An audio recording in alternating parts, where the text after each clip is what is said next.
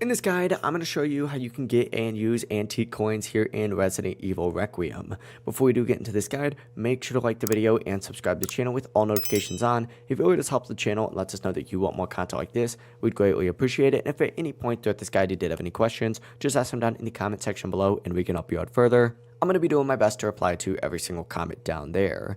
Now, these collectibles are scattered all throughout the care center during Grace's section, so search literally every single desk, every single locker, and every single side room carefully, and pay extra attention to the guard office, dining room, hallway, filing room, waiting room, and especially the parlor area. On normal difficulty, you only need about 17 coins to unlock every single upgrade, and there are more obviously available if you do want to collect them all. But after finding the red jewel in the chairman's office, you can also unlock the parlor and the west wing. Inside, head to the prize cabinet on the left of the blackjack table, and this way you can spend your antique coins. Each upgrade gives Grace major benefits like increased inventory space, more health, stronger weapons, or even extra blood capacity. Prioritize these early on to make survival so much easier. Collect carefully, spend wisely, and if this guide did help you out, make sure to like the video and subscribe to the channel with all notifications on. It really does help the channel and lets us know that you want more content like this. We'd greatly appreciate it, and if at any point throughout this guide you did have any questions, just ask them down in the comment section below and we can help you out further. Have a great rest of your day though.